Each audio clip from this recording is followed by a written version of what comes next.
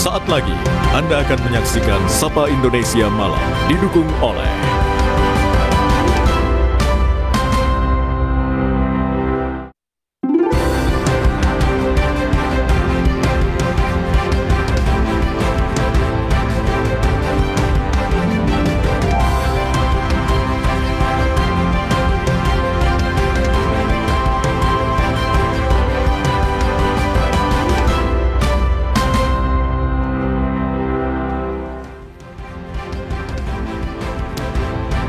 Selamat datang di Sapa Indonesia Malam. Saudara, belum selesai perkara gugatan Joko Widodo. Kini muncul gugatan perdata terhadap Wakil Presiden Gibran Rakabuming di PN Jakarta Pusat. Apa perbuatan melawan hukum yang dilakukan Gibran sehingga digugat? Sekeluarga terdiri dari 5 orang Indramayu, ini topik lain saudara, diduga dibunuh. Jenazah mereka ditemukan di dalam rumah. Lalu siapa pelakunya dan apa motifnya? Sorotan lainnya juga hari ini, aksi demonstrasi rusuh pekan lalu, beberapa aktivis ditangkap. Apa keterkaitan mereka dengan aksi rusuh demonstrasi? 3 isu ini akan kami hadirkan di Sapa Indonesia Malam kali ini. Saya Friska Clarissa. Dan saya Radhi Saputro, kita mulai segera Sapa Indonesia Malam hari ini.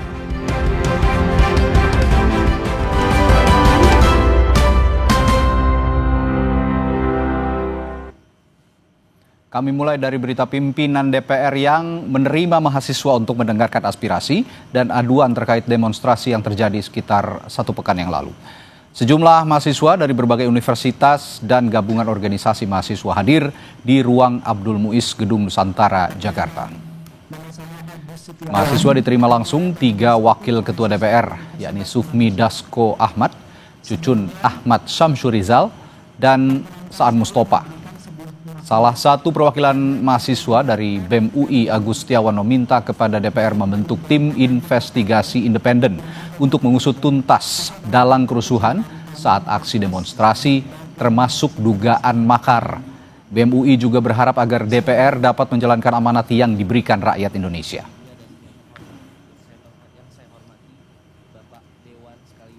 Yang pertama, saya ingin ada tim investigasi independen untuk dibentuk sesegera mungkin mengusut tuntas berbagai persoalan berkaitan dengan dugaan makar terutama. Sehingga kemudian kami bisa lebih lega bahwa gerakan kami hari ini ditunggangi oleh siapa, harus jelas dalangnya siapa. Dan yang kedua, kami berharap amanat yang dibebankan kepada pundak-pundak bapak-bapak sekalian itu betul-betul dijalankan untuk amanat rakyat. Kasus gugatan terhadap ijazah Jokowi belum selesai, kini muncul gugatan perdata terhadap Wakil Presiden Gibran Rakabuming. Gugatan didaftarkan seorang warga di Pengadilan Negeri Jakarta Pusat. Dalam Sistem Informasi Penelusuran Perkara atau SIPP terlihat, perkara gugatan terhadap Wapres Gibran didaftarkan pada Jumat 29 Agustus lalu. Penggugatnya adalah warga bernama M. Subhan. Sementara pihak tergugatnya ada 2, Wapres Gibran Rakabuming dan KPU Republik Indonesia. Dalam klasifikasi perkara disebutkan tentang perbuatan melawan hukum. Menurut rencana sidang pertama digelar pada Senin 8 September mendatang.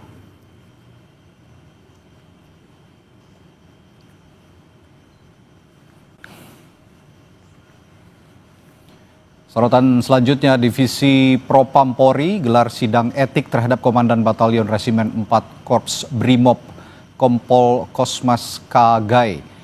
Sidang etik digelar terkait tewasnya pengemudi ojek online Afan Kurniawan yang ditabrak kendaraan taktis Brimob. Saat insiden terjadi, Kompol Kosmas berada di sebelah kursi kemudi. Perwakilan Kompolnas yang hadir di sidang etik menyatakan pelanggaran yang dilakukan Kompol Kosmas termasuk pelanggaran berat. Kompol Kosmas terancam sanksi berat, yakni pemberhentian tidak dengan hormat atau PTDH. Ada 7 anggota Brimob yang menghadapi sidang etik. 2 anggota Brimob dinilai melakukan pelanggaran berat, yakni Kompol Kosmas dan Bribka Rohmat yang merupakan pengemudi kendaraan Brimob.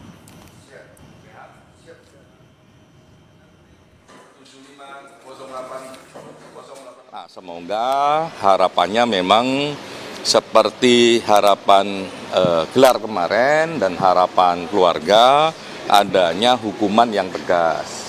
Kompolnas sendiri yang memang mendorong adanya PTDH. Karena ini penting bagi kita semua untuk dalam berbagai konteks memang harus menahan diri. Ya, menahan diri itu menghadapi situasi unjuk rasa dan sebagainya. Pendekatan menahan diri itu jadi sangat penting. Sorotan berikutnya, Polres Metro Jakarta Timur menangkap 9 orang yang diduga terkait penjarahan di rumah anggota DPR nonaktif Surya Utama atau Uya Kuya. Polisi menyita sejumlah barang bukti dari terduga pelaku penjarahan. Polisi menyatakan terduga pelaku penjarahan merupakan warga dari wilayah Jakarta Timur, Bekasi, dan Tanjung Priok. Polisi hingga kini masih mengembangkan kasus. Rumah anggota DPR nonaktif Uya Kuya di kawasan Duren Sawit, Jakarta Timur, Minggu 31 Agustus lalu dijarah warga. Makna HUT RI 80 ini ya mudah-mudahan. Yang tentunya sudah kita lakukan himbauan, namun mereka melakukan perlawanan dan kita lakukan pendorongan dan kita amankan saat ini ada 9 orang masih dalam pendalaman. Masa sendiri datang dari mana sih, Pak? Berbagai macam, ada juga dari kita, di keluarga kita, ada juga dari Bekasi maupun dari Priok. Masih berita dari Uya Kuya, saudara, saat penjarahan rumah 31 Agustus lalu, kucing milik anggota DPR RI nonaktif dari fraksi PAN Uya Kuya ikut dijarah. Salah satu kucing Uya telah ditemukan dan kini dirawat di Pusat Kesehatan Hewan Jakarta di Ragunan, Jakarta Selatan. Kucing jantan milik Uya Kuya ini masih jalani perawatan di Pusat Kesehatan Hewan Jakarta dan pihak Pusat Kesehatan Hewan menyatakan telah melakukan cek kesehatan dengan mengambil sampel darah dan memasang infus ke kucing tersebut. Sebelumnya kucing ini sempat mengalami syok atau stres, namun setelah menjalani perawatan kini kondisi kucing sudah membaik.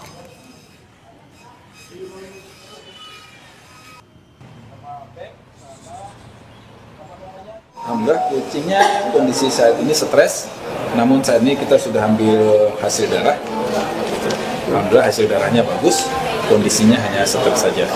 Sesuai SOP kita pelihara dan kita rawat dengan baik, pemberian makanan, kemudian multivitamin, antibiotik untuk menghindari tingkat stres yang lebih tinggi. Polda Metro Jaya menetapkan 6 orang sebagai tersangka penghasutan aksi unjuk rasa pada 25 Agustus hingga 31 Agustus lalu. 2 tersangka adalah aktivis yang dituduh menyebarkan hasutan di akun media sosial. Salah satu tersangka adalah Syahdan Hussein yang merupakan admin akun Instagram Gejayan Memanggil. Polisi menduga Syahdan ikut menyebarkan ajakan perusakan. Tersangka lain adalah Karik Kansa yang merupakan admin akun Instagram Aliansi Mahasiswa Penggugat. Polisi menyebut tersangka menggunakan fitur collab di Instagram untuk menyebarkan ajakan perusakan.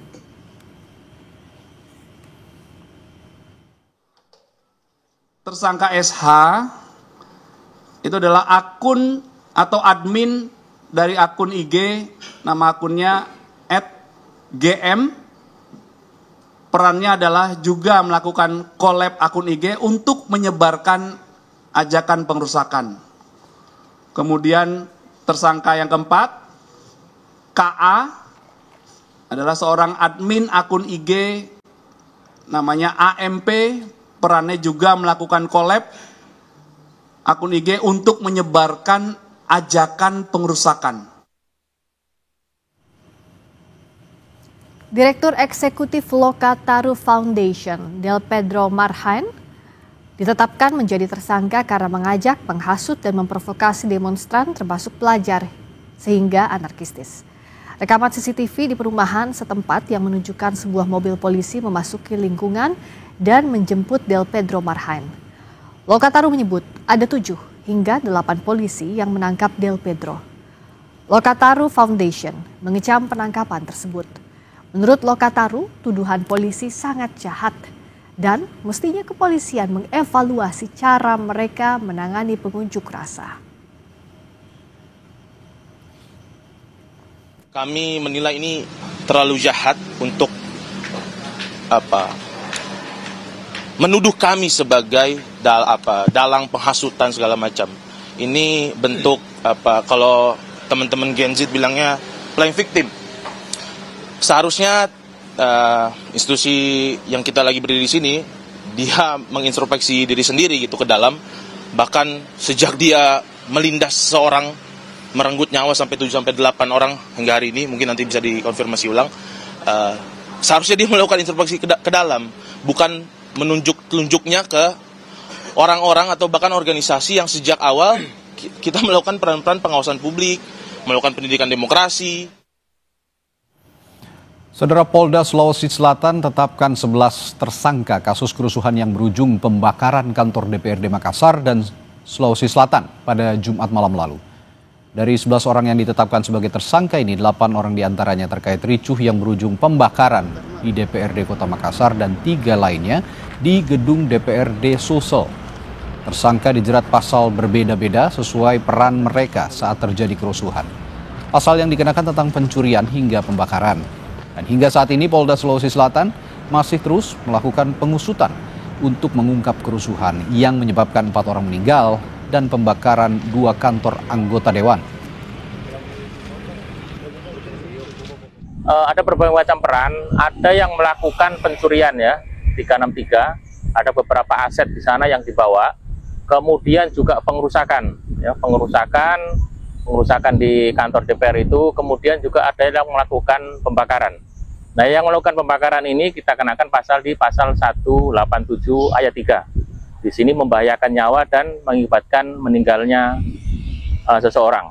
Ini diancaman hukumannya adalah seumur hidup atau penjara paling lama 20 tahun. Polda Metro Jaya menyebut ada dugaan pelaku anarkistis. Dalam unjuk rasa 25 hingga 31 Agustus 2025 adalah masa bayaran. Menurut dugaan polisi, pelaku anarkistis dibayar sekitar Rp65.000 sampai Rp200.000. Polda Metro Jaya menegaskan tengah menyelidiki dugaan pemberian uang sejumlah orang untuk melakukan tindakan anarkistis saat unjuk rasa. Menurut polisi, ada dugaan pelaku anarkistis dibayar Rp65.000 hingga Rp200.000 per orang. Polisi bilang pelaku anarkistis berbeda dengan kelompok pengunjuk rasa yang memang datang untuk menyampaikan pendapat.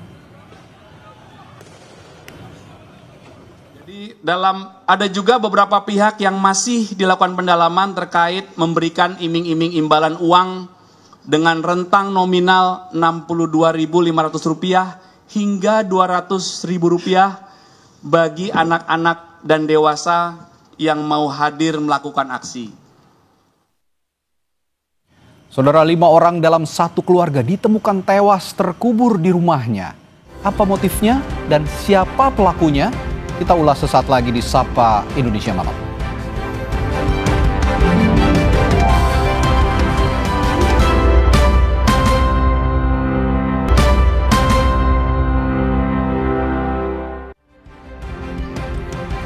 Saudara, warga Kabupaten Indramayu, Jawa Barat heboh saat 5 orang dalam satu keluarga ditemukan tewas terkubur di taman rumahnya sendiri. Kelimanya diduga jadi korban pembunuhan. Lokasi kejadian berada di Kelurahan Pauman, Kecamatan Indramayu, Kabupaten Indramayu, Jawa Barat. Awalnya warga curiga karena suasana rumah korban terlihat sepi. Warga dan kerabat korban kemudian masuk dan mencari keberadaan korban. Kelima korban ditemukan di taman dalam rumah dalam kondisi terkubur.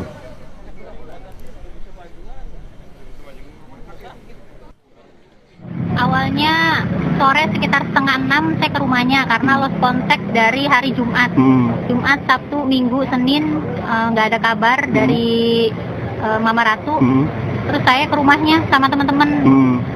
Terus temen izin ke saudaranya yang ada di sini buat ngedobrak pintu, buat ngelihat kondisi di dalam apa ada orang atau gimana, karena kita susah lost contact. Pas didobrak, kita cari-cari semua, motor, mobil ada semua. Kita nggak nemuin apa-apa juga, cuma kita nemuin bau bangkai. Nah, dipikir itu bangkai tikus atau apa gitu kan. Udah sampai ke lantai atas juga nggak ketemu apa-apa. Terus akhirnya kita pulang. Nah, saya dapat kabar lagi tuh habis maghrib. Polisi membenarkan temuan 5 jenazah satu keluarga yang terkubur di rumahnya di Indramayu, Jawa Barat. Jenazah kelimanya dibawa ke Rumah Sakit Bayangkara. Kasat Reskrim Polres Indramayu AKP Muhammad Arwin Bahar bilang, polisi sudah meminta keterangan sejumlah saksi dan warga sekitar. Tadi malam sekitar pukul 20.00 kami mendapatkan informasi dari warga bahwasanya telah ditemukan jenazah yang posisi terkubur di dalam rumah. Di bagian belakang ada sela-sela antara rumah walet dengan rumah terduga korban. Jadi pada saat kami melaksanakan pengecekan, awalnya memang terlihat ada. Kita bahas lebih lengkap terkait 5 orang sekeluarga yang ditemukan tewas terkubur di pekarangan rumah mereka bersama kriminolog Adrianus Meliala. Prof. Adrianus, apa kabar? Selamat malam. Selamat malam, Mbak. Prof, kalau saat ini kan memang kasusnya masih diselidiki oleh polisi. Tapi kalau kita lihat informasi yang sudah dikumpulkan, ada 5 orang satu keluarga yang terkubur bersamaan, apakah bisa jadi satu indikasi, bisa diduga kuat bahwa ini adalah pembunuhan? Ya, sebelumnya saya ingin mengomentari dulu begini, Mbak. Polisi bilang bahwa menemukan 5 jenazah, artinya sebetulnya yang menemukan itu bukan polisi, tapi masyarakat.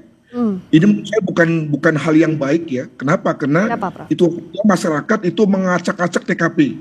Harusnya begitu ada indikasi bahwa dikatakan dalam berita bahwa ada kaki menyembul, itu harus masyarakat berhenti dan kemudian memanggil polisi. Tidak lagi masuk ke TKP bahkan lalu menggali. Itu saya kira satu praktek yang buruk yang menurut saya perlu kita semua katakan bahwa itu adalah salah.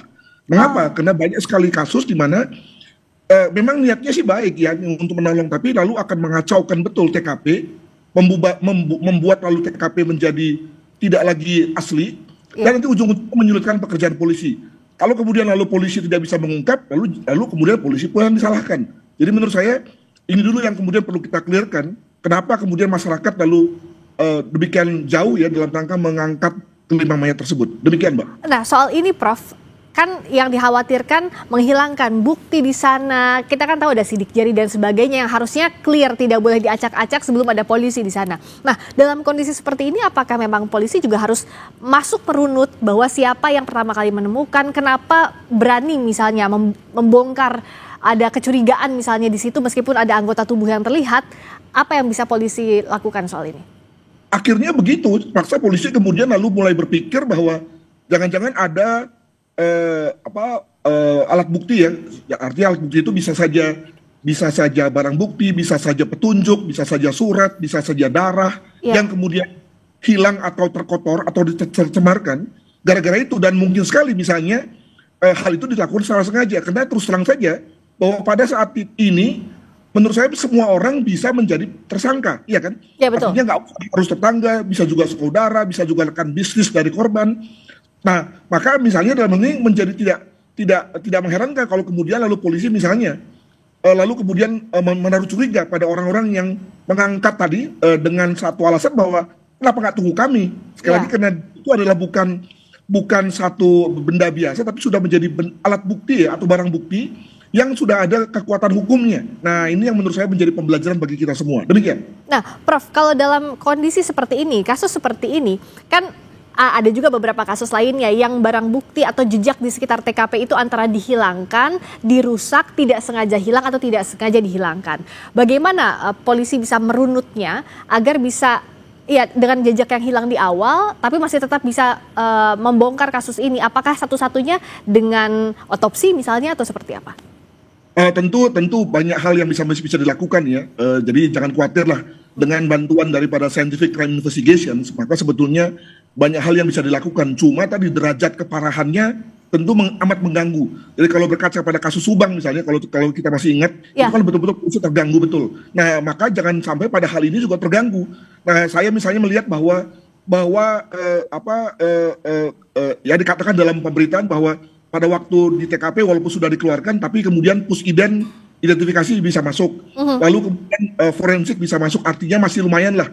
Kemudian lalu darah bisa diambil, lalu kemudian bercak-bercak bisa diambil, demikian juga pakaian bisa diambil, demikian juga misalnya hal-hal yang menjadi sebagai contoh misalnya ada ember, ada ada cangkul juga diambil. Nah itu semua bisa mengarah kepada apa mana yang dicurigai.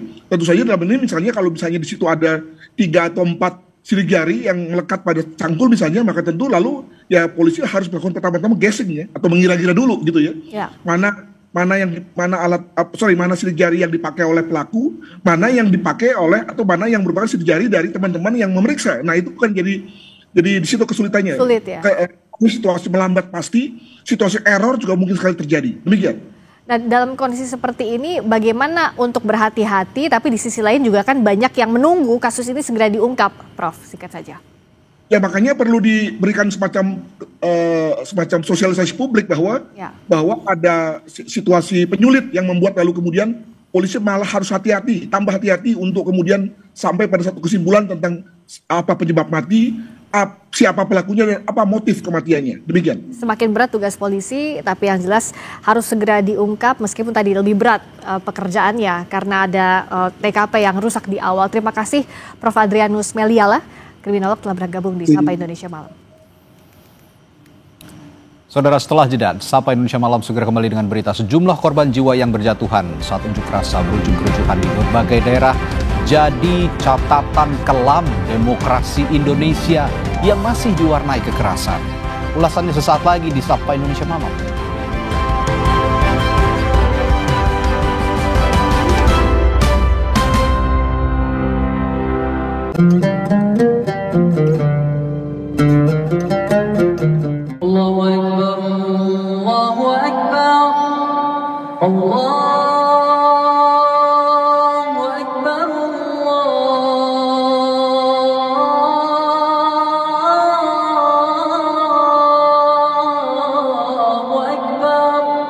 أشهد أن لا إله إلا الله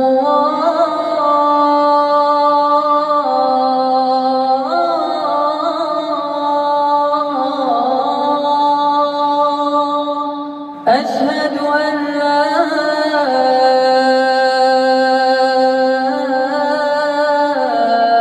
إله إلا الله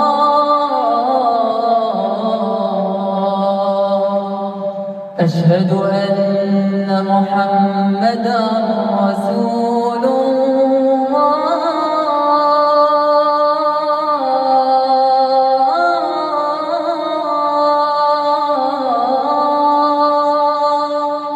أشهد أن محمدا رسول الله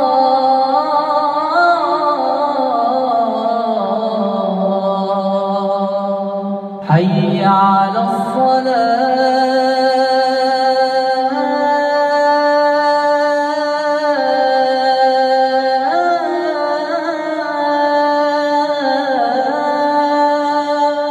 حي على الصلاة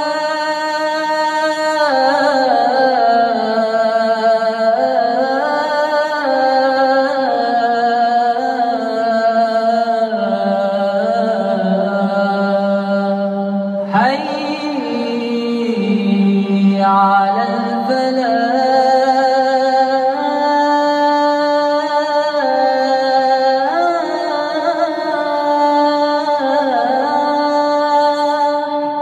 حي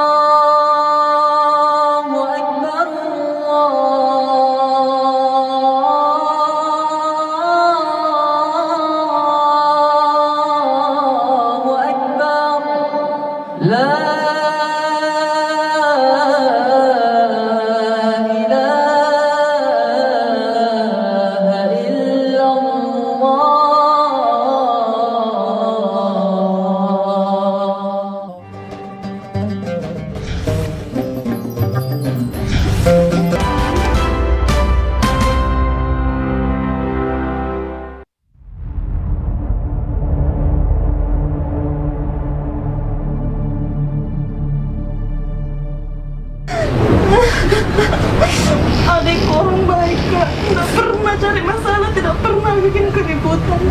Kenapa tiba-tiba kita semua dapat kabar yang tidak baik? Di surat dari rumah sakit dinyatakan dia adalah korban lalu lintas. Cuman dari banyaknya dinamika yang terjadi di media, kita menganggap ini suatu adanya kejanggalan. Sejauh ini tercatat setidaknya 10 orang korban meninggal dunia, di mana beberapa di antaranya diduga kuat karena mengalami kekerasan dan penyiksaan oleh aparat.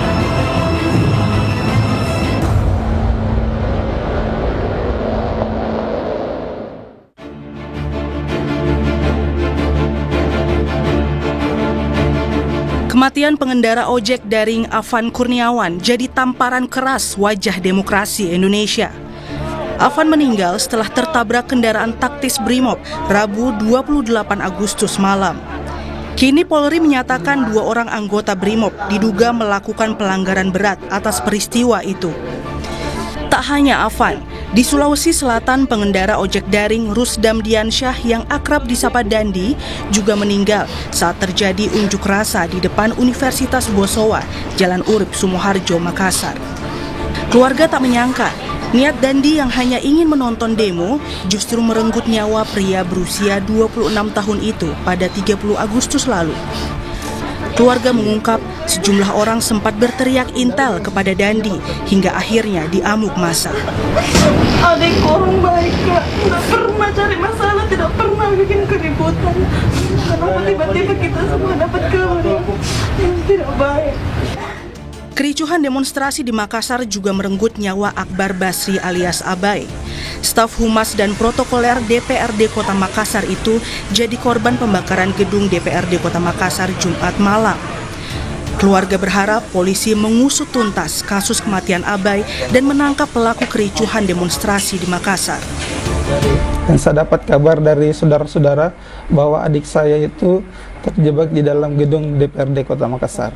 Sejauh ini saya dapat informasi dari teman-teman sejawatnya bahwa almarhum ini sempat menyelamatkan teman-teman sejawatnya dan dia kembali ke lantai 3 untuk menyelamatkan temannya yang berada di dalam gedung tersebut. Saya serahkan sepenuhnya kepada institusi Polri untuk mengusut tuntas siapa dalang dibalik semua kerusuhan yang terjadi di Kota Makassar ini. Catatan korban tewas selama demonstrasi ricuh juga terjadi pada pelajar asal Kabupaten Tangerang, Banten, Andika Lutfi. Orang tua pelajar berusia 16 tahun itu tak menyangka anaknya ikut aksi di area gedung DPR Jakarta 28 Agustus lalu. Sehari setelahnya, keluarga baru menerima kabar dari rumah sakit. Anaknya dalam kondisi koma dengan luka di kepala. 3 hari kemudian, Andika meninggal dunia. Dari media sosial itu karena memang mungkin rekan-rekannya, temannya di lingkungan mengetahui, jadi disampaikanlah ke pihak keluarga. Memang keluarga sama sekali tidak mengetahui kalau berangkat ikut. Unjuk rasa di Mapolda Daerah Istimewa Yogyakarta pun memakan korban jiwa. Nyawa mahasiswa Universitas Amikom Yogyakarta, Reza Sendi Pratama, tak tertolong meski sempat dibawa ke Rumah Sakit Sarjito. Sambil menahan tangis, ayah Reza mengungkap sejumlah luka ditemukan di tubuh putranya yang baru berusia 21 tahun itu. Di sini tuh aku tadi kan ikut mandi di sini tuh kayak patah atau gimana di sini. Terus sini tuh ada pijakan bekas kaki bedel itu sama sepatu. Terus ini ada sehatan. Terus sama kepala sini agak bocor nggak salah. Terus ini itu kayak putih-putih kena gas air mata itu di sini tuh. Sama kaki sama tangan itu pada ledet, punggungnya ledet. Polisi menyatakan kasus kematian mahasiswa Amikom dalam unjuk rasa tengah diselidiki Polda Yogyakarta. Pak Kapolda DIY sudah melakukan kegiatan tindakan penyelidikan dan juga mendatangi orang tua korban, memberikan perkembangan apa yang langkah-langkah akan dilakukan. Tentu itu nanti akan disampaikan lebih lanjut. Namun demikian, proses itu sudah dilakukan penyelidikan oleh Polda. Seorang mahasiswa di Semarang juga diduga turut menjadi korban saat demonstrasi. Sabtu sore, mahasiswa semester 3 Fakultas Hukum Universitas Negeri Semarang, Iko Julian Junior, pamit pergi ke kampus kepada ibunya. Minggu siang, keluarga mendapat kabar bahwa Iko berada di rumah sakit dan harus menjalani operasi. Dokter bilang Iko mengalami pendarahan hebat. Di ruang tunggu, sang ibu mengaku putranya sempat mengigau, "Ampun Pak, jangan pukuli saya lagi." Namun sayang, nyawa mahasiswa berusia 20 tahun itu tak tertolong. Iko akhirnya menghembuskan napas terakhir pada Minggu sore. Polda Jawa Tengah menyatakan almarhum Iko Julian Junior mengalami kecelakaan lalu lintas bersama temannya Ilham pada Minggu dini hari. Polisi bilang personel Brimob kemudian membawa Iko ke RSUP Dr. Karyadi. Laka lantas, di mana kendaraan Vario yang ditumpangi atau dikendarai oleh saudara Vicky dan Aziz ditabrak dengan kecepatan tinggi oleh kendaraan Supra yang dikendarai oleh saudara Iko dan Ilham. Kejadian 03.5 dan sampai di rumah sakit 03.10 sehingga kurang lebih setelah kecelakaan terjadi, ketika itu juga anggota yang di lapangan langsung membawa korban ke rumah sakit yang bawa Brimob. Keluarga ingin menginvestigasi penyebab kematian almarhum Iko lebih dalam, sebab ada kabar simpang siur di balik kematian mahasiswa UNES tersebut. Ya, ada beberapa informasi yang masuk ke kita dari beberapa rekan-rekan dan yang lain bahwa penyebab dari almarhum meninggal itu karena kecelakaan ya. Tapi ada juga beberapa informasi kami yang masuk itu ada luka di limpahnya. Dari situ kami mencoba masih mencari bukti-bukti dan saksi-saksi lain terkait dengan sebab musabab kematian dari almarhum. Saat menggelar doa bersama untuk almarhum Iko Julian Junior, Badan Eksekutif Mahasiswa Fakultas Hukum Universitas Negeri Semarang UNES mengutarakan ada kejanggalan atas kematian Iko. Di surat dari rumah sakit dinyatakan dia adalah korban lalu lintas. Cuman dari banyaknya dinamika yang terjadi di media, kita menganggap ini sesuatu adanya kejanggalan. Untuk yang saya dengar ya Mas, dari keluarga memang pastinya kurang sepakat dengan adanya laka lalu lintas. Karena ada beberapa hal yang kurang sinkron. Jadinya Menteri Dalam Negeri Tito Karnavian menegaskan pemerintah hadir memberi perhatian terhadap seluruh korban demonstrasi.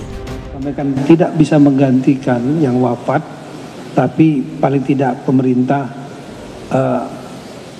merealisasikan keinginan cita-cita almarhum untuk memberikan rumah bagi ibunya. Nah kemudian juga memberikan perhatian juga kepada ASN juga yang ada yang wafat di Makassar. ASN juga yang ada yang wafat di Makassar, ya, melompat dari gedung DPRD yang terbakar sehingga akhirnya wafat. Ini juga diberikan perhatian. Komisi Nasional Hak Asasi Manusia Komnas HAM mengungkap 10 orang tewas akibat demonstrasi yang meluas di sejumlah daerah sejak Kamis 28 Agustus. 4 diantaranya masyarakat sipil, sementara 3 lainnya ASN, 3 orang mahasiswa dan pelajar. Ketua Komnas HAM Anis Hidayah menyebut, beberapa di antara 10 korban itu mengalami kekerasan oleh aparat keamanan. Sejauh ini tercatat setidaknya 10 orang korban meninggal dunia, di mana beberapa di antaranya diduga kuat karena mengalami kekerasan dan penyiksaan oleh aparat. Ini masih kami selidiki, dan penyebab-penyebab yang lainnya. Kemudian yang mengalami penangkapan sewenang-wenang juga cukup banyak, angkanya sedang dikonsolidasikan di Komnas HAM. Yang mengalami luka-luka juga cukup besar, datanya di berbagai wilayah di seluruh Indonesia. Kematian sejumlah korban jadi potret buram demokrasi Indonesia yang masih diwarnai kekerasan. Jangan sampai lebih banyak korban melayang dan peristiwa ini terulang. Tim Liputan, Kompas TV. Wakil Presiden Gibran Rakabuming digugat perdata di PN Jakarta Pusat. Apa perkaranya? Kita ulas sesaat lagi, dipandu rekan saya Friska Clarissa.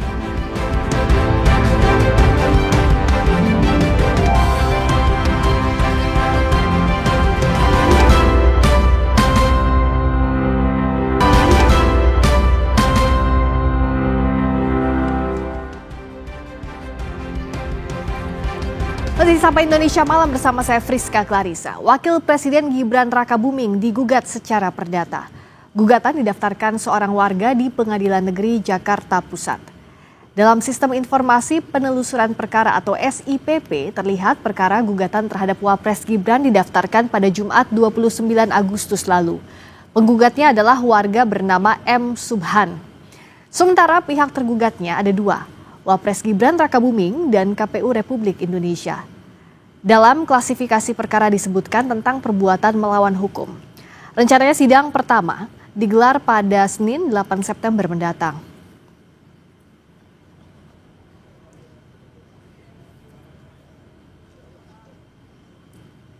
Mengapa Wapres Gibran digugat perdata? Apa yang menjadi perkaranya?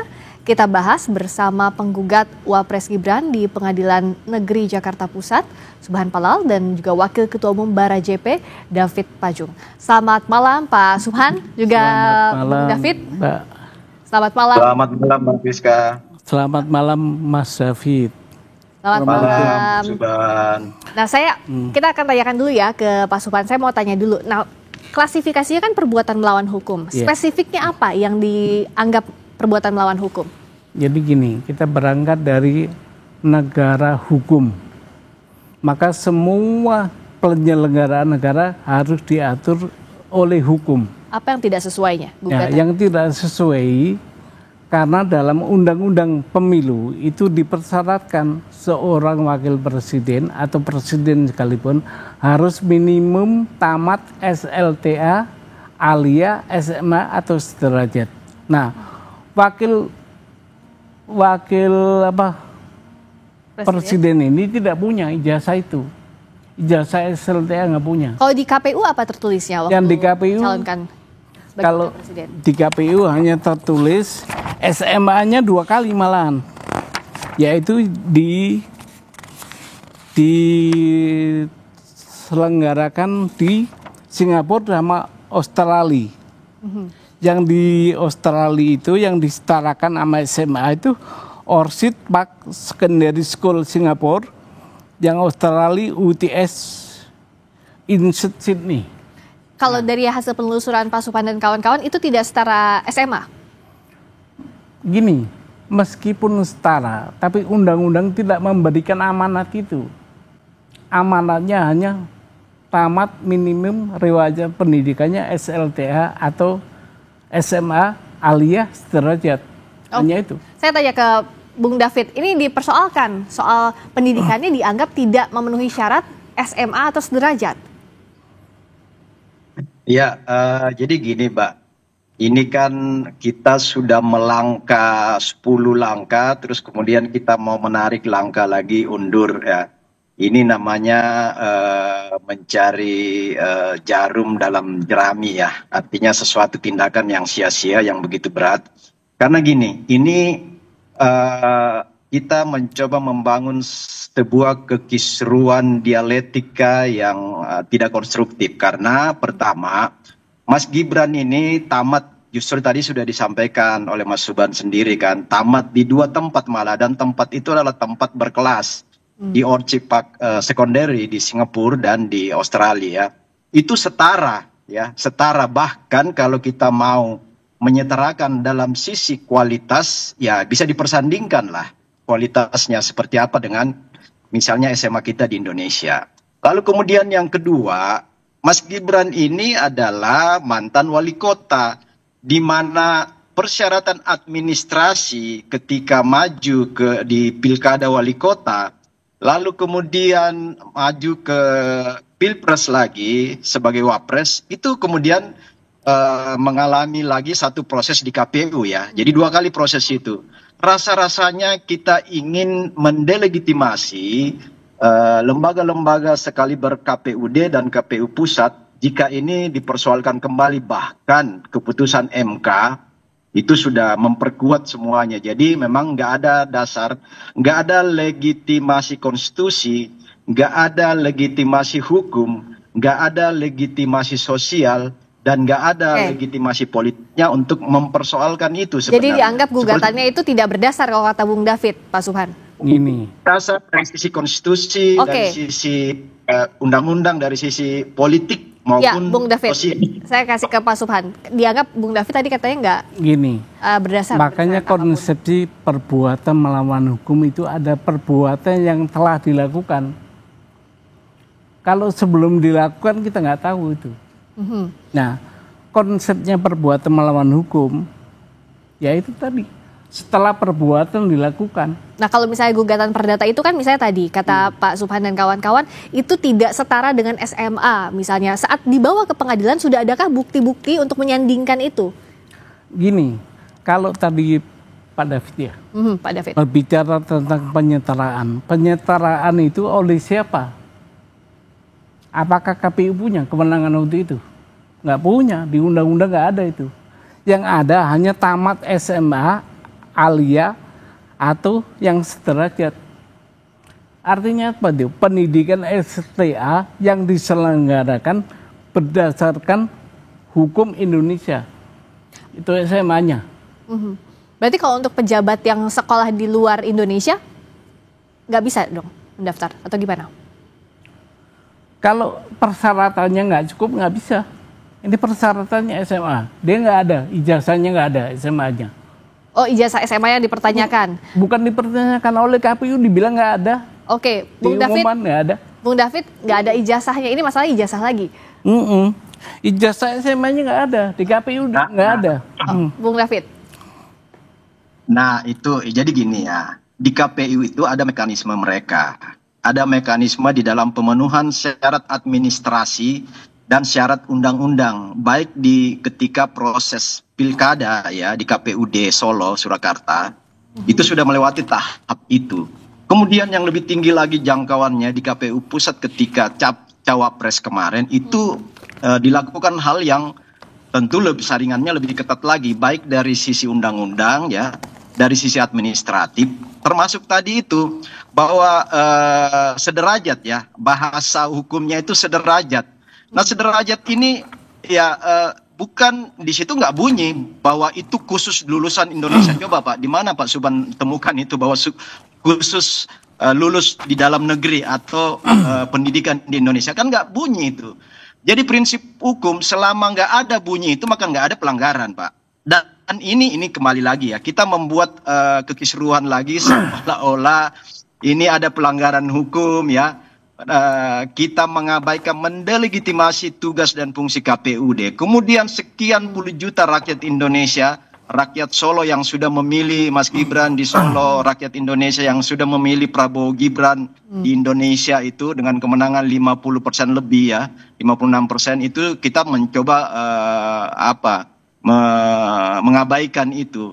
Ini hal-hal yang dicari-cari, kemudian kita mencoba membangun sebuah kekisruhan politik ya, kalau ini terus digoreng kepada hal-hal yang tidak konstruktif bagi bangsa ini.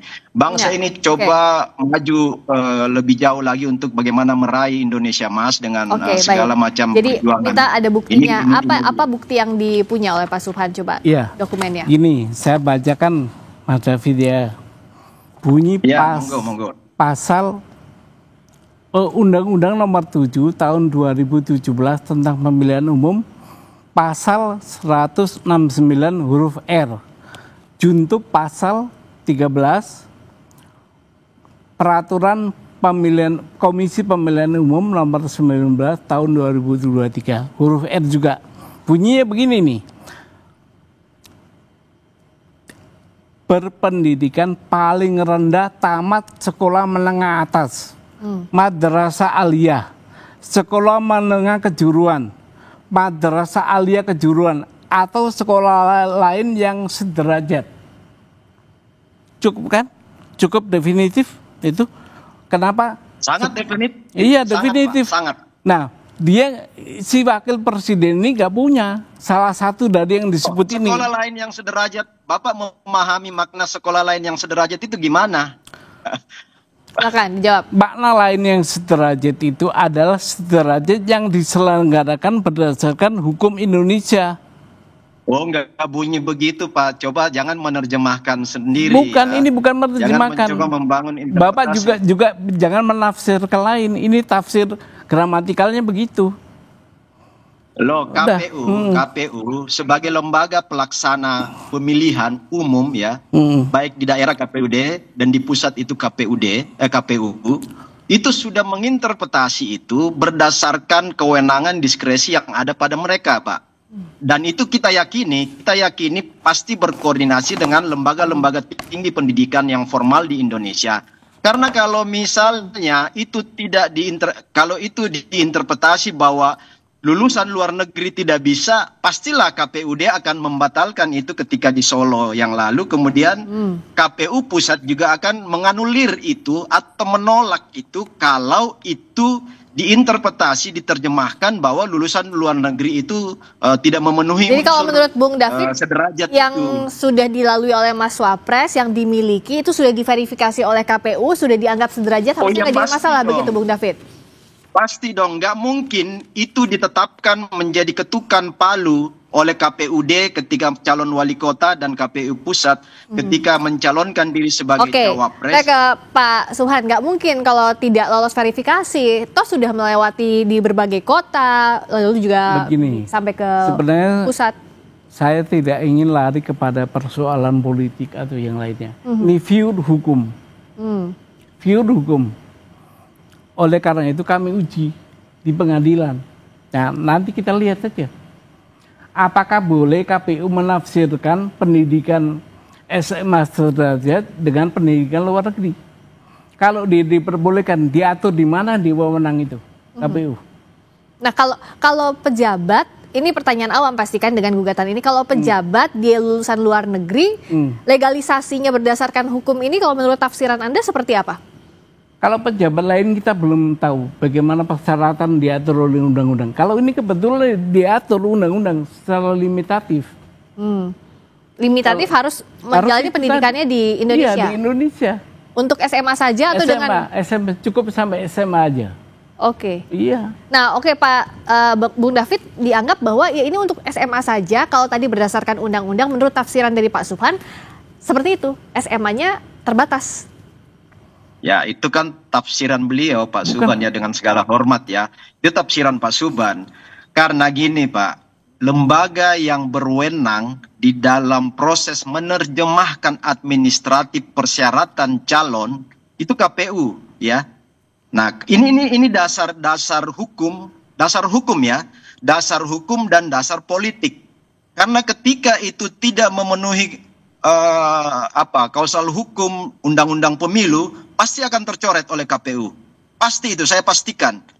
Dan pasti akan dikomplain ketika itu. Kalau apa yang Pak Subhan sampaikan itu benar ya, itu pasti akan dikomplain baik oleh masyarakat maupun lawan-lawan calon oleh Mas Gibran dan Pak Prabowo kalau di tingkat capres-cawapres kemarin. Ataukah lawannya di KPUD di Solo kemarin, pasti akan diributin. Nah, ini kan nggak ada problem di soal itu sampai pada selesai di Solo, sampai pada proses pengetukan palu kemenangan di KPU pusat ketika Pilpres itu diketukkan palu, itu nggak ada problem sama sekali. Oke, selama ini dianggap kata Bung David nggak ada problem dari dulu sampai sekarang. Kenapa waktunya sekarang Pak Subhan? Jawabnya nanti usai jeda di Sapa Indonesia Malam.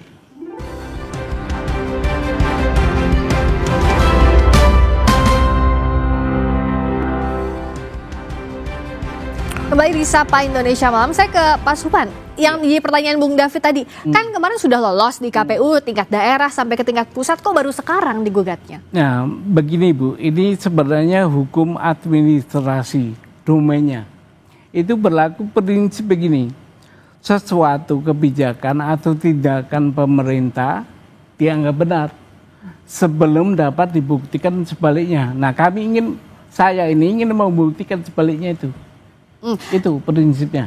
Ini mendaftarkannya, tapi kalau dianggap ini hukum administrasi, kenapa nggak ke PT UN? Nah, pertanyaan bagus tuh.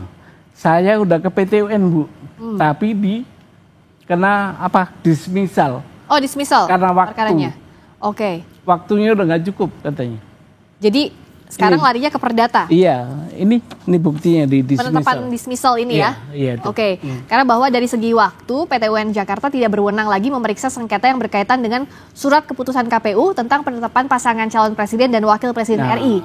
Makanya gugatan penggugat tidak diterima, begitu ya. Iya. Nah, makanya ini lari ke perdata. Ke perdata. Tapi dianggap apakah kalau dengan jalan perdata bisa masuk? Sementara ini perkaranya sebenarnya awalnya adalah HAN atau PT UN, begitu. Bisa. Karena ada prinsip gini, residu semua pengadilan itu ada pengadilan umum. Kalau nggak bisa di pengadilan khusus, maka di pengadilan umum. Makanya diambilnya dari sisi perdata. Oke, Bung David, ini kenapa baru sekarang? Karena dianggap ini perkaranya administrasi negara atau tata usaha negara. Nggak bisa ke PT UN karena sudah dismisal. Kalau menurut Anda, lewat jalur perdata ini bisa akan goal atau tidak? Ya, saya pikir itu bagian dari usaha Pak Subhan dan kawan-kawannya. Itu juga kita menghormati hal-hal yang bagian dari perjuangan dan usaha yang dilakukan Pak Subhan. Pada satu sisi kita ingin mengatakan bahwa ini bagian dari proses pendidikan politik dan pendidikan hukum bagi Indonesia, bagi masyarakat Indonesia. Ya, kita ambil hikmahnya aja. Tetapi dalam satu keyakinan prosedural hukum yang sudah ada, rasa-rasanya itu sangat tipis untuk perjuangan-perjuangan kawan-kawan Pak Subhan dan tim itu bisa sesuai dengan harapan. Tetapi setidaknya ini menjadi satu case hukum untuk di kemudian hari ini bisa ada langkah-langkah antisipatif ke depan. Tetapi yang saya mau katakan begini, legitimasi konstitusional, legitimasi hukum, legitimasi politik dan ujian akhirnya itu legitimasi sosial itu sudah diraih semua oleh pasangan Prabowo Gibran sebagai presiden dan wakil presiden Indonesia, dan itu resmi sah, gak ada hal-hal yang sedikit pun yang dari 4 sisi legitimasi tadi ya, konstitusional, undang-undang, administratif, hukum dan prosedural, kemudian sosial dan politiknya semua dapat. Nah, bagi saya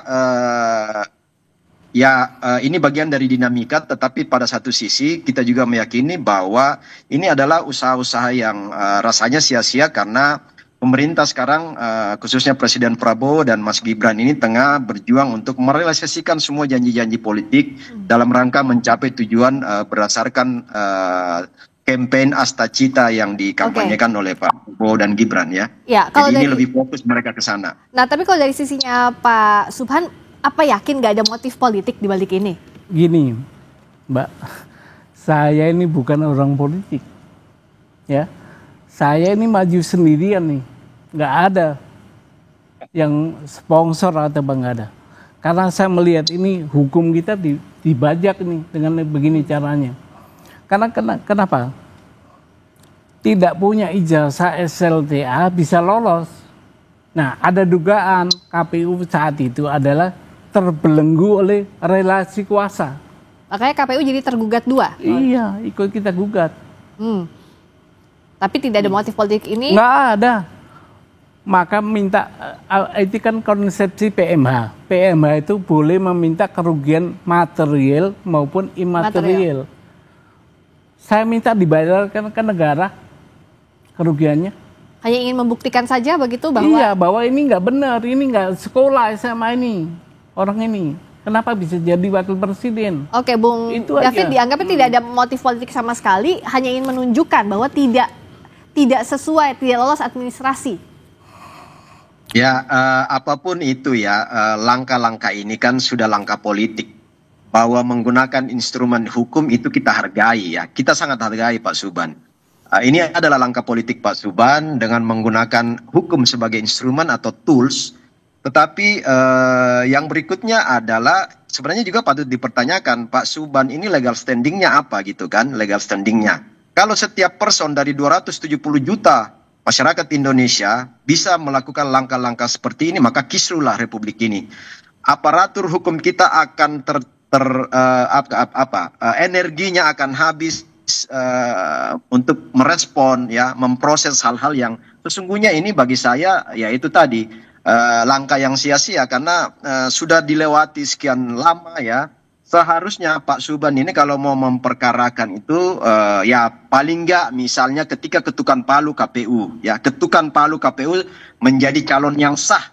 Sehari setelah itu kalau Bapak menganggap itu ada pelanggaran hukum di sana. Karena yang diberikan diskresi, kewenangan oleh undang-undang untuk menginterpretasi dan menerjemahkan administrasi persyaratan untuk menjadi calon kepala daerah KPUD, calon presiden, wakil presiden itu KPU pusat, itu yang diberikan diskresi oleh undang-undang adalah KPU.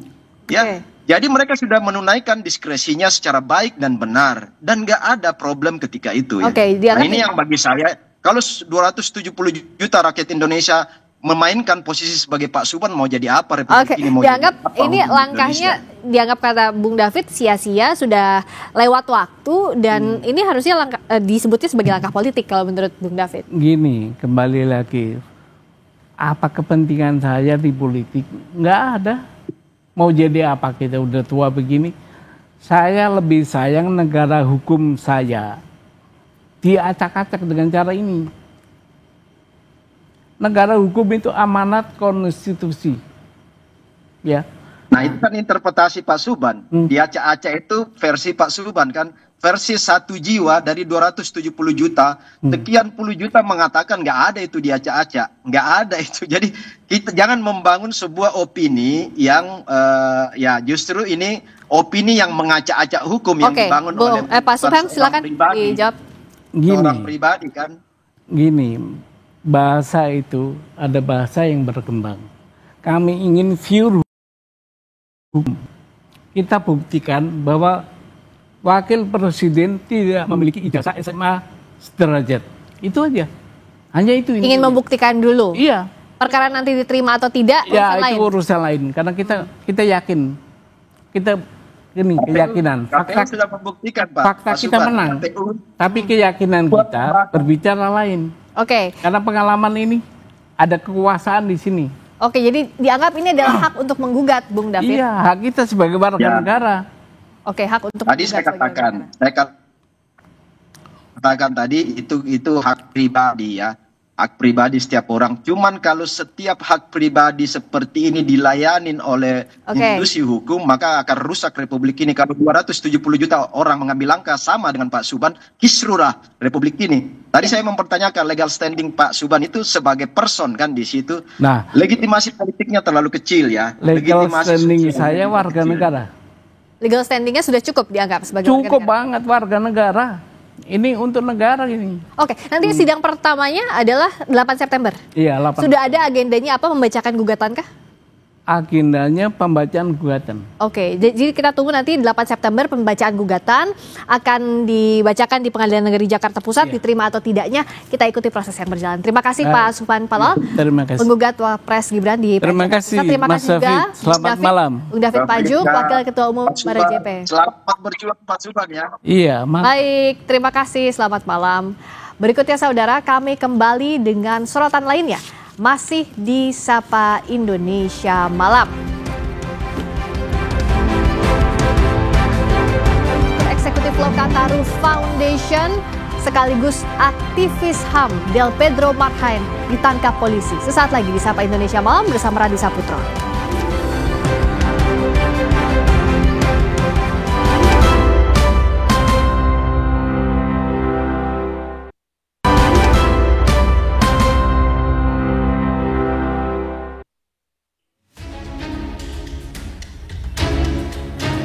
Inilah detik-detik ketika personel polisi dari Polda Metro Jaya menangkap Direktur Eksekutif Lokataru Foundation, Del Pedro Marhain. Penangkapan dilakukan di rumah Del Pedro, kawasan Pulau Gadung, Jakarta Timur pada Senin malam, 1 September. Polisi menjelaskan Del Pedro ditangkap atas dugaan melakukan penghasutan untuk melakukan aksi anarkis pada rangkaian aksi unjuk rasa beberapa waktu lalu. Bahkan kata polisi, Del Pedro juga menghasut pelajar dan anak-anak. Polda Metro Jaya telah melakukan penangkapan terhadap saudara DMR atas dugaan melakukan ajakan, hasutan yang provokatif untuk melakukan aksi anarkis dengan melibatkan pelajar, termasuk anak. Ya, jadi anak ini usianya sebelum 18 tahun. Lokataru Foundation menilai tudingan polisi terhadap Del Pedro sangat jahat. Menurut tim advokasi Lokataru, polisi seharusnya melakukan introspeksi atas kekerasan dalam menangani aksi unjuk rasa dan bukan justru menyalahkan masyarakat sipil yang sudah memperjuangkan demokrasi, kebebasan berpendapat, dan hak asasi manusia. Kami menilai ini terlalu jahat untuk menuduh kami sebagai dalang penghasutan segala macam. Ini bentuk kalau teman-teman Gen Z bilangnya playing victim. Seharusnya institusi yang kita lagi berdiri di sini, dia mengintrospeksi diri sendiri gitu ke dalam. Bahkan sejak dia melindas seseorang, merenggut nyawa sampai 7-8 orang hingga hari ini, mungkin nanti bisa dikonfirmasi ulang. Seharusnya dia melakukan introspeksi ke dalam, bukan menunjuk-tunjuknya ke orang-orang atau bahkan organisasi yang sejak awal kita melakukan peran-peran pengawasan publik, melakukan pendidikan demokrasi. Bukan hanya menetapkan aktivis Lokataru Foundation, polisi juga mentersangkakan sejumlah aktivis lain dengan tudingan penghasutan untuk melakukan aksi anarkis. Polisi juga menangkap dan mentersangkakan admin akun Instagram Gejayan Memanggil Syahdan Hussein. Syahdan juga dianggap menghasut lewat akun Instagram. Selain itu, ada mahasiswa asal Riau, Harik Anhar, yang juga jadi tersangka. Harik dianggap menghasut melalui akun Instagram Aliansi Mahasiswa Penggugat. Tersangka SH itu adalah akun atau admin dari akun IG, nama akunnya @gm. Perannya adalah juga melakukan collab akun IG untuk menyebarkan ajakan pengerusakan. Kemudian tersangka yang keempat, KA, adalah seorang admin akun IG namanya AMP, perannya juga melakukan collab akun IG untuk menyebarkan ajakan pengerusakan. Komnas HAM meminta polisi tidak sewenang-wenang melakukan penangkapan aktivis. Komnas HAM khawatir kebebasan berpendapat dikekang. Kami menghimbau aparat kepolisian ini untuk lebih profesional dalam melakukan kerja-kerja, terutama menyikapi aksi-aksi hari ini untuk tidak mudah melakukan penangkapan, penahanan secara sewenang-wenang, termasuk kepada Direktur Lokataru. Karena kami khawatir bahwa kebebasan berpendapat, berekspresi yang dijamin di dalam konstitusi dan undang-undang hak asasi manusia, ini kemudian dalam implementasinya, dalam pelaksanaannya berbenturan dengan regulasi yang lain, terutama undang-undang ITE yang selama ini selalu menjadi tantangan kita dalam mendorong pemenuhan hak fundamental untuk menyampaikan pendapat dan ekspresi. Sehingga terkait dengan kasus Lokataru tentu Komnas HAM sangat menyesalkan dan mendorong agar kepolisian menggunakan pendekatan restoratif justice gitu ya, untuk membebaskan gitu ya. Dalam penanganan kasus kericuhan aksi unjuk rasa, Polda Metro Jaya menetapkan 38 tersangka. 6 diantaranya termasuk para aktivis ditetapkan sebagai tersangka penghasutan. Tim Liputan Kompas TV.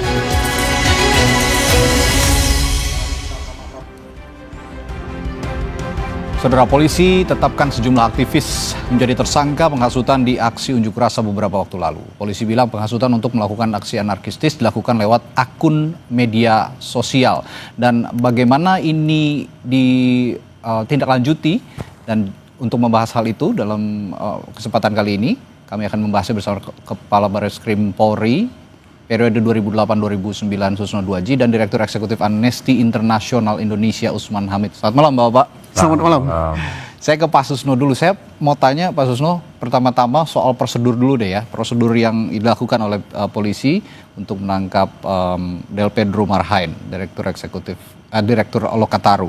Kalau menurut Anda prosedurnya sudah sesuai standar, sesuai KUHAP, karena ada penjemputan paksa juga yang saya garis bawahi, penjemputan paksa di malam hari. Gimana Pak Susno? Oke, karena ini mengarahnya ke pidana ya, Undang-Undang ITE dan Undang-Undang KUHP, yaitu penghasutan. Jadi tunduk pada hukum acara kita. Hukum acara kita, kalau dia tidak tertangkap tangan, harus diawali dari penyelidikan. Nah, setelah terkumpul minimal 2 alat bukti, baru dijadikan tersangka. Nah, tersangka terserah mau ditangkap, apa dipanggil, apa diapakan, sesuai dengan ancaman hukuman daripada pidana itu. Tapi kalau tidak tertangkap tangan, langsung to the point ditangkap, ini kan sudah ada contohnya. Siapa namanya yang kemarin kasus Vina Cirebon itu? Kan langsung tidak boleh. Dan aturan SOP, yaitu prosedur Kapolri pun tidak boleh. Jadi harus penyelidikan dulu. Nah, karena bukan tertangkap tangan. Nah, pengertian tertangkap tangan itu apa nggak perlu kita jelaskan di forum ini. Semua orang sudah tahu. Kalau bahasa kampung saya itu ketangkap basah. Nah, ketangkap basah itu artinya makcer sedang melakukan ditangkap. Itu bahasa rakyatnya. Nah, bahasa hukumnya ada definisinya aja. Kalau bukan tertangkap tangan, harus melewati aturan-aturan itu. Lah mungkin, wah ini sangat mendesak karena ini kondisinya terjadi kekisruan. Tetap hukum tidak boleh diinjak. Artinya, ya kalau kita sudah menginjak hukum, menginjak aturan, itu bahaya. Dan saya khawatirnya institusi yang saya cintai nanti digugat pra peradilan, sudah bercapek-capek, kerja siang malam, nanti di pra peradilan kalah. Nah, tapi nggak tahu kalau hakimnya sudah berubah juga ya, berubah juga pikirannya. Udahlah, ini karena waktu mendesak, boleh gitu. Nah, nggak tahu. Tapi kalau aturannya ya begitu. Saya juga kalau gitu tanya juga ke Bung Usman. Bung Usman, saya yakin juga Anda sudah berkomunikasi dengan teman-teman di Lokataru dan sejumlah aktivis yang kemarin berunjuk rasa, terutama yang berkaitan dengan hak asasi manusia. Nah, ini kronologi penangkapannya yang Bung Usman ketahui dari komunikasi dengan teman-teman gimana?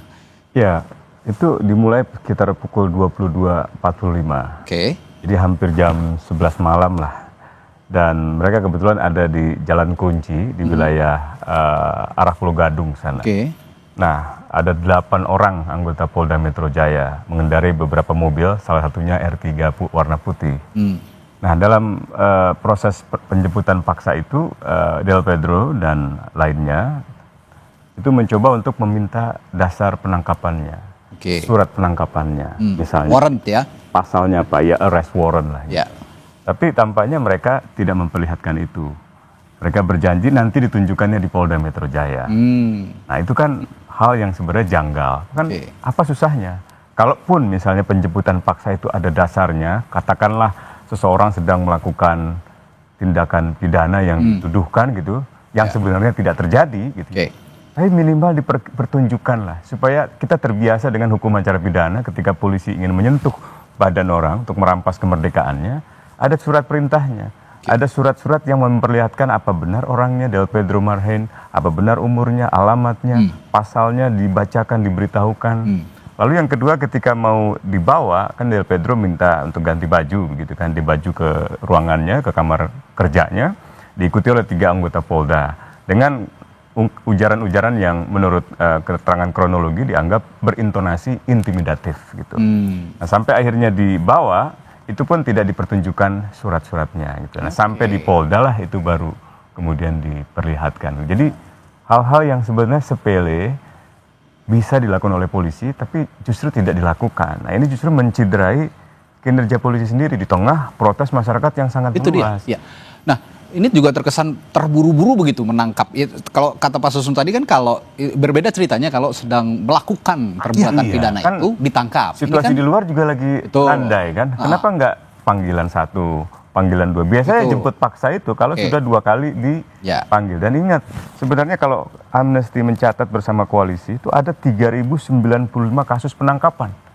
Banyak sekali, 3.000 lebih di seluruh Indonesia. Oke, di konteks ini ya, di konteks unjuk rasa hari-hari terakhir kemarin ini, ini ya. Betul. Oke. Jakarta itu kurang lebih 1438, Jawa Barat itu 386, Jawa Tengah itu 479, Yogyakarta paling tidak 9 kasus penangkapan, Jawa Timur itu 556 korban penangkapan, Kalimantan Barat 16, Bali 140, Sulawesi Selatan itu ada 10, Sumatera Utara itu ada 44 kasus, Jambi 17 dan seterusnya. Jadi ini polisi diharapkan mengambil langkah-langkah perbaikan setelah ada represi kemarin yang begitu. Klaritas moralnya kan sangat jelas ya, berlebihan lah tindakan menggunakan kendaraan taktis sampai melindas orang seperti itu gitu. Harusnya kan ada koreksi, harusnya ada tindakan-tindakan pembenahan, tapi justru arahnya malah ingin menyalahkan demonstran, malah ingin menyalahkan aktivis gitu. Kalau kata Pak Susno tadi, lembaga yang Pak Susno cintai dikhawatirkan malah digugat begitu ya. Nanti saya lebih jauh dari itu. Takutnya, saya mengkhawatirkan lembaga yang Pak Susno cintai itu nanti malah turun terus di mata publik citranya. Karena sekarang saja di konteks unjuk rasa masif beberapa hari yang lalu ini, itu juga sudah turun. Nanti malah tambah turun distrust untuk lembaga Polri. Bukan turun terus, bukan dikhawatirkan ya. Sekarang kan sedang pada posisi down ya. Betul. Turun. Nah, untuk memperbaikinya adalah dengan cara menegakkan hukum sesuai dengan benar. Tadi kita kaget ya, ada 1000 berapa? Totalnya 3.095 kasus. Sekian penangkapan yang tidak sesuai dengan prosedur. Nah, kalau misalnya Polri nggak percaya, tidak salah dipanggil beliau, diajak koordinasi, minta datanya. Data itu untuk apa? Untuk perbaikan.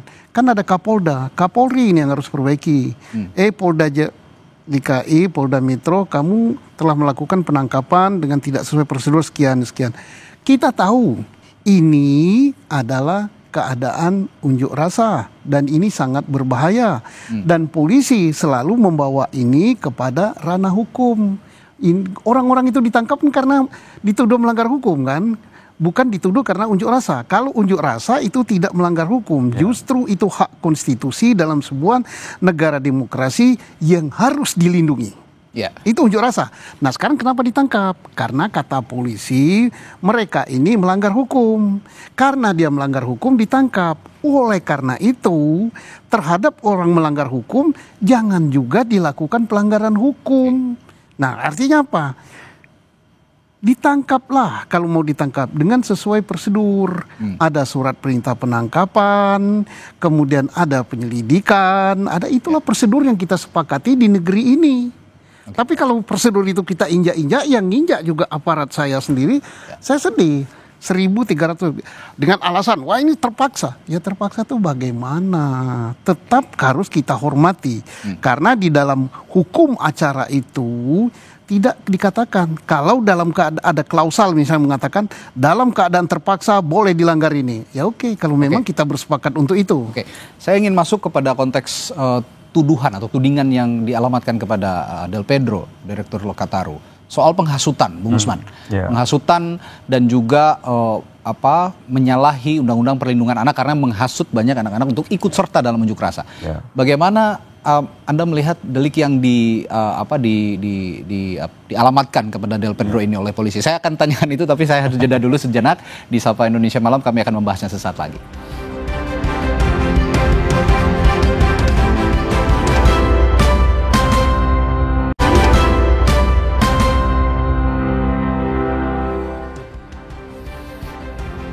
Diskusi di Sapa Indonesia Malam berlanjut. Tadi saya tanyakan ke Bung Usman bahwa kita bicara soal tuduhan penghasutan yang dialamatkan kepada Del Pedro Marhain, Direktur Eksekutif yang saat ini ditetapkan sebagai tersangka kasus penghasutan yang juga mengajak sejumlah anak-anak di bawah umur katanya. Sudah tepatkah itu dialamatkan kepada seorang Del Pedro? Ya salah. Ya pertama misalnya penghasutan untuk melakukan unjuk rasa. Bahkan terhadap anak itu dibolehkan. Ingat waktu 2019 ada perdebatan ketika anak-anak SMA turun ke jalan. Ya, saya ingat itu. STM turun ke jalan. Lalu pemerintah dan jajaran kepolisian melarang.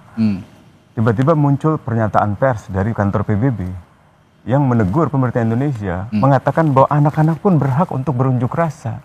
Justru negara wajib melindungi mereka. Jadi kalau Pedro dianggap katakanlah menyerukan, mengajak, menghasut anak-anak untuk demonstrasi, menyatakan pendapatnya itu tidak ada yang salah. Misalnya kalau pakai undang-undang tadi perlindungan anak ya kan, penghasutan untuk kegiatan militer dilarang, kegiatan politik dilarang. Kegiatan yang mana nih? Kegiatan unjuk rasa nggak bisa dilarang. Tapi kalau kegiatan misalnya melakukan kekerasan kan incitement atau penghasutan itu sebenarnya incitement ada beberapa hal. Yang pertama kerusuhan atau diskriminasi rasial, agama dan seterusnya. Yang ketiga adalah kekerasan.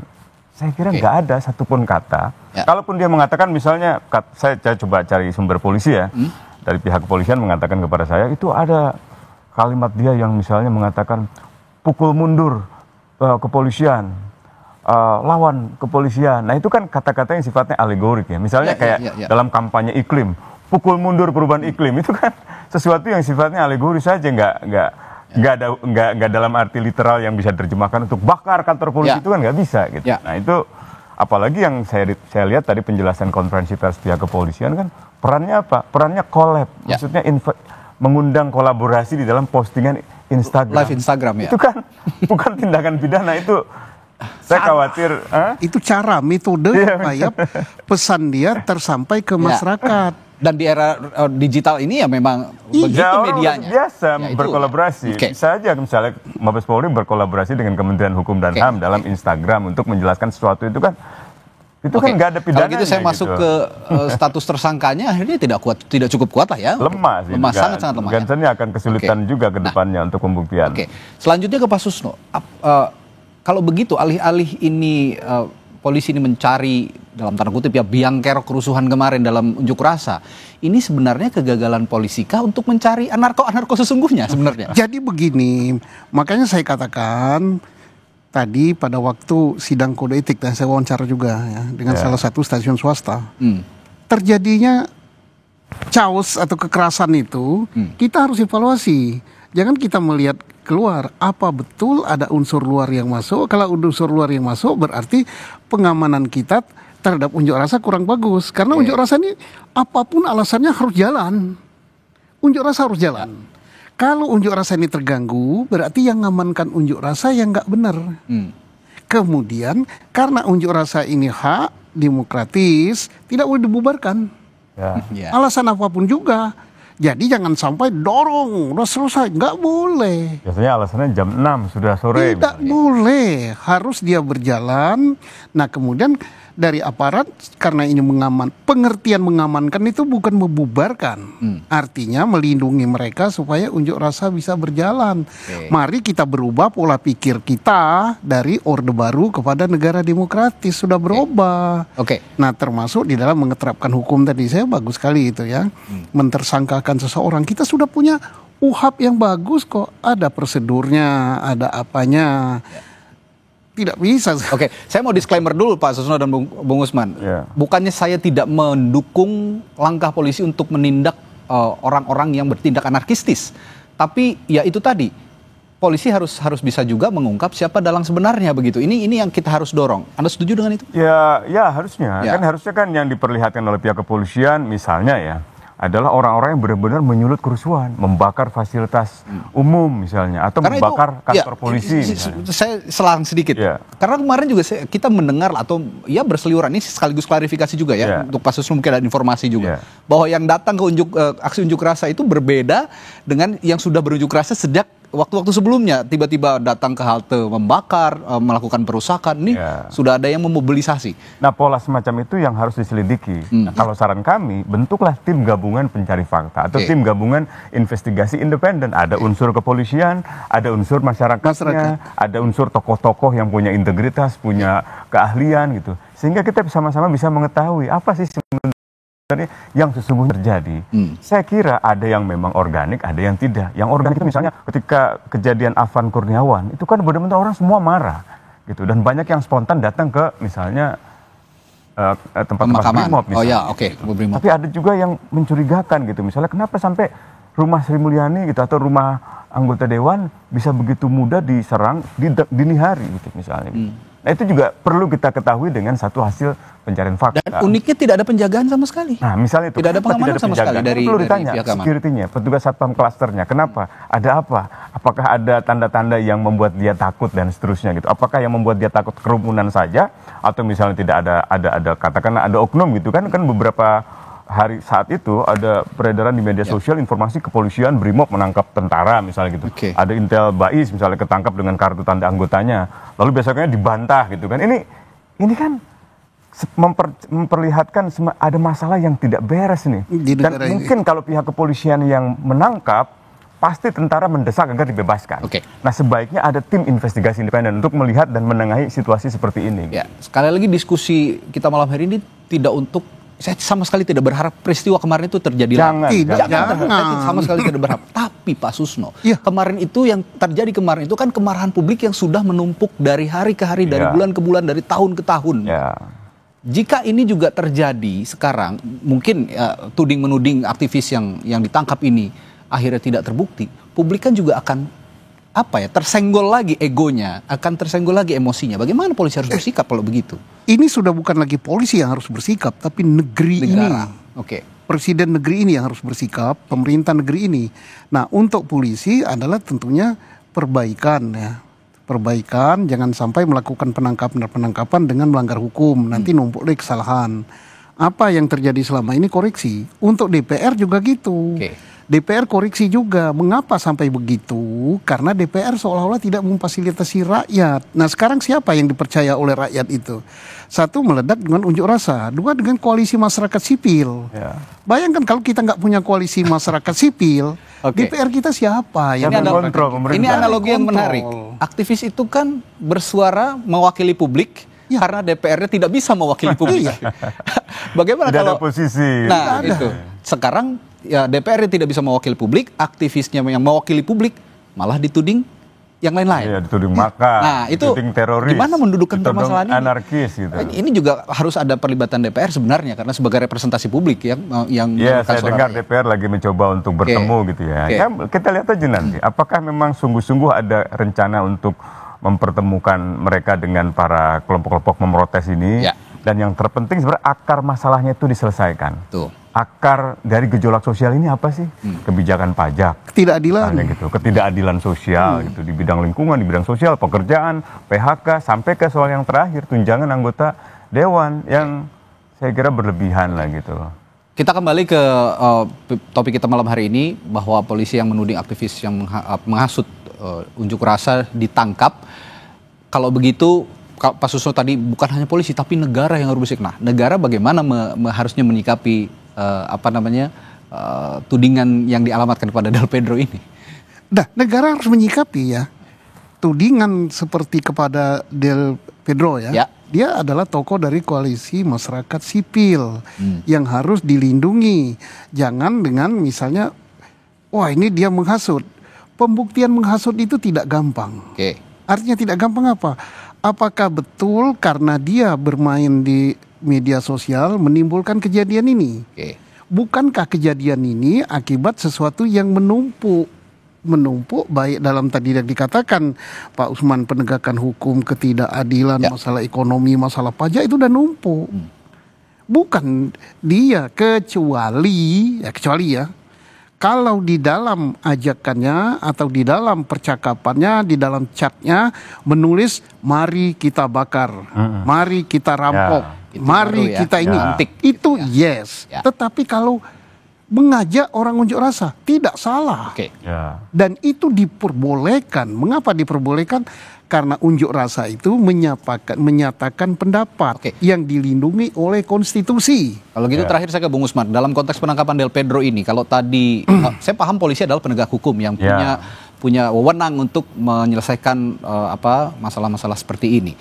Tapi apakah jika polisi ini sekarang masih banyak diragukan oleh publik, negara harus intervensi pemerintah? Ya, sebenarnya masalah di negara nih. Jadi sumber masalahnya ada di negara yang mengeluarkan kebijakan-kebijakan yang tidak adil. Makanya para netizen, bahkan para aktivis mengatakan ketika presiden mengatakan janganlah rusak fasilitas umum, DPR juga begitu. Kata mereka yang sudah merusak fasilitas umum terlebih dahulu adalah pemerintah negara. Merusak hutan, merusak tambang dan seterusnya gitu. Itu magari laut. Mereka itu cerdas semua gitu. Nah, saya berharap, saya meminta agar pemerintah dan DPR merubahlah seluruh kebijakan itu supaya polisi tidak jadi korban yang berhadapan dengan masyarakat. Masyarakat jadi korbannya. Yang tewas sudah 10 orang loh. 11 malah terakhir saya dengar itu. Ini harus diusut nih, 11 kematian ini. Gitu. Baik, di hari-hari ini sebenarnya kami Kompas TV sangat ingin menghadirkan perwakilan juga dari pemerintah untuk berdiskusi seperti ini. Dan DPR juga Polri. Tapi mohon maaf hingga detik ini kami belum banyak mendapatkan respon-respon untuk berdiskusi seperti ini dengan pemerintah, DPR maupun juga ya kalau DPR adalah 1-2 begitu ya, tapi spesifik lagi dari pemerintah dan Polri belum ada yang berkesempatan bisa bergabung berdiskusi kali ini. Tapi ya apapun hasil diskusi kita hari ini akan menjadi bahan masukan yang begitu baik gitu ya untuk institusi Polri, institusi yang sangat dicintai oleh Pak Setio. Sangat. Aku bisa begini karena Polri loh. Iya. Dan juga untuk perbaikan bangsa ke depan. Terima kasih Bung Usman, Pak Susno telah hadir di studio untuk berbincang kali ini di Sapa Indonesia Malam. Kita jumpa lain waktu. Sehat selalu Pak. Amin. Saudara, ada informasi lainnya setelah jeda di Sapa Indonesia Malam. Asrama Polsek Serpong terbakar Rabu sore. Belasan rumah ludes dilalap api. Kami hadirkan informasi ini sesaat lagi. Sapa Indonesia Malam.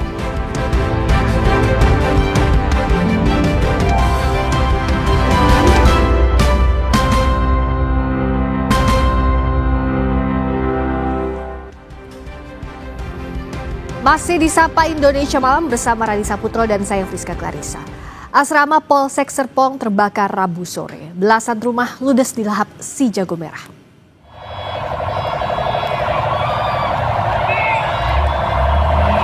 Kobaran api disertai asap tebal terlihat dari lokasi kebakaran. Asrama polisi yang dihuni personel Polsek Serpong. Api cepat membesar dan merambat ke seluruh asrama karena banyak bahan mudah terbakar disertai angin kencang. Salah satu penghuni asrama menjelaskan api diduga berasal dari korsleting di salah satu rumah.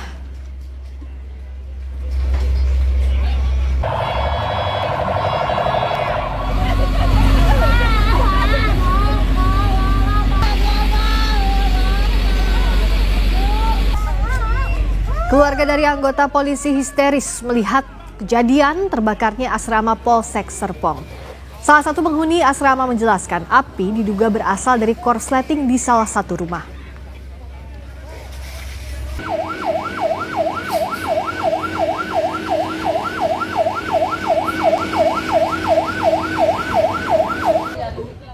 Sebab kebakaran ini kebakaran mungkin terjadi arus listrik Pak.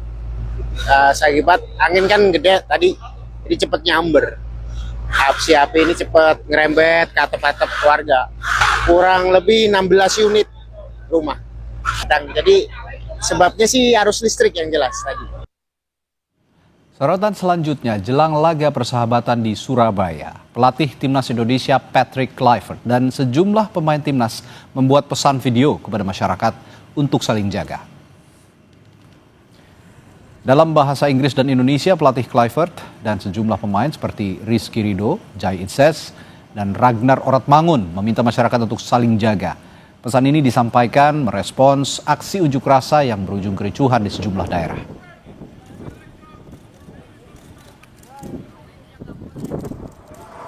Dear Indonesia, mari kita saling jaga. Let's take care of each other. Mari kita saling jaga. Let's take care of each other. Let's take care of each other. Mari kita saling jaga. Mari kita saling jaga. Let's take care of each other. Let's take care Indonesia. Let's take care Indonesia. Let's take care Indonesia. Mari kita jaga Indonesia. Mari kita jaga Indonesia. Let's take care Indonesia. Mari kita jaga Indonesia.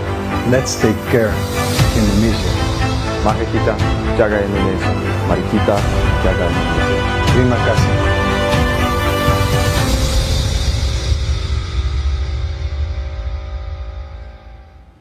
Yang juga jadi perhatian, Presiden Prabowo Subianto bertemu Presiden Tiongkok Xi Jinping dalam peringatan 80 tahun kemenangan negeri tirai bambu atas Jepang. Kunjungan ke luar negeri ini sempat batal karena situasi keamanan di Indonesia. Kunjungan ini adalah permintaan khusus Presiden Xi Jinping kepada Presiden Prabowo agar hadir dalam parade militer di lapangan Tiananmen, Beijing. Pemimpin negara lain seperti Presiden Federasi Rusia Vladimir Putin dan pemimpin tertinggi Korea Utara Kim Jong-un juga hadir. Sebelumnya Presiden Prabowo mempertimbangkan dinamika di dalam negeri sekaligus menjaga hubungan baik dengan negara tirai bambu.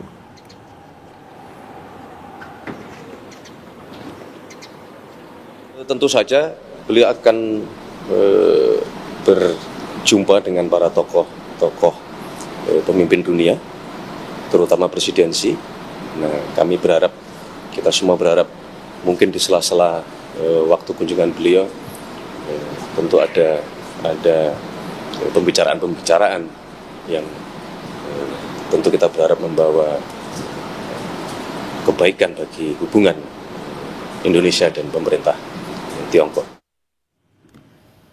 Kita beralih ke berita diplomat Indonesia yang tewas di Peru, Saudara. Menteri Luar Negeri Peru menyebut staf KBRI Zetro Leonardo Purba tewas karena pembunuhan. Menlu Peru memastikan akan menginvestigasi kasus penembakan staf KBRI di Lima, Peru. Zetro Leonardo Purba meninggal dunia setelah ditembak pada hari Senin waktu setempat. Korban ditembak di apartemennya saat baru saja tiba dari bersepeda pada malam hari. Namun tidak ada barang yang diambil pelaku.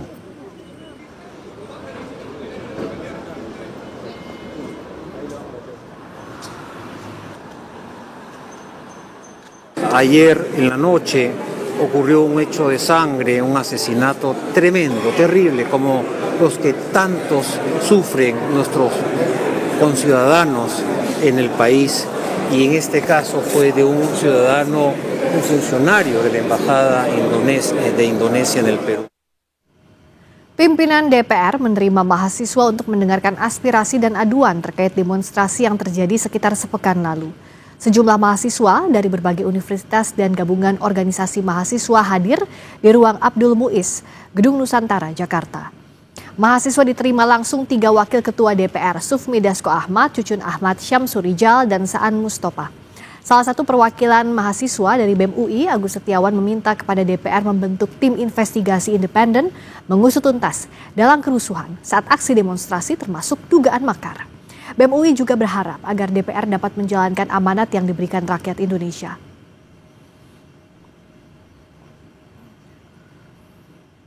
Tadi yang pertama, saya ingin ada tim investigasi independen untuk dibentuk sesegera mungkin mengusut tuntas berbagai persoalan berkaitan dengan dugaan makar terutama. Sehingga kemudian kami bisa lebih lega bahwa gerakan kami hari ini ditunggangi oleh siapa, harus jelas dalangnya siapa. Dan yang kedua, kami berharap amanat yang dibebankan kepada pundak-pundak bapak-bapak sekalian itu betul-betul dijalankan untuk amanat rakyat. Saudara, Divisi Propampori gelar sidang etik terhadap Komandan Batalion Resimen 4 Korps Brimob, Komisaris Polisi Kosmas Kagai. Sidang etik digelar terkait tewasnya pengemudi ojol Afan Kurniawan yang ditabrak kendaraan taktis Brimob. Saat insiden terjadi, Kompol Kosmas berada di sebelah kursi kemudi. Perwakilan Kompolnas yang hadir di sidang etik menyatakan pelanggaran yang dilakukan Kompol Kosmas termasuk pelanggaran berat. Kompol Kosmas terancam sanksi berat, yaitu pemberhentian tidak dengan hormat atau PTDH. Ada 7 anggota Brimob yang menghadapi sidang etik. 2 anggota Brimob dinilai melakukan pelanggaran berat, yakni Kompol Kosmas dan Bribka Rohmat yang merupakan pengemudi kendaraan Brimob. Nah, semoga harapannya memang seperti harapan gelar kemarin dan harapan keluarga, adanya hukuman yang tegas. Kompolnas sendiri yang memang mendorong adanya PTDH. Karena ini penting bagi kita semua untuk dalam berbagai konteks memang harus menahan diri. Ya, menahan diri itu menghadapi situasi unjuk rasa dan sebagainya. Pendekatan menahan diri itu jadi sangat penting. Polda Metro Jaya menyebut ada dugaan pelaku anarkistis dalam unjuk rasa 25 hingga 31 Agustus 2025 adalah massa bayaran. Menurut dugaan polisi, pelaku anarkistis dibayar sekitar Rp65.000 sampai Rp200.000. Polda Metro Jaya menegaskan tengah menyelidiki dugaan pemberian uang sejumlah orang untuk melakukan tindakan anarkistis saat unjuk rasa. Menurut polisi, ada dugaan pelaku anarkistis dibayar Rp65.000 hingga Rp200.000 per orang. Polisi bilang pelaku anarkistis berbeda dengan kelompok pengunjuk rasa yang memang datang untuk menyampaikan pendapat.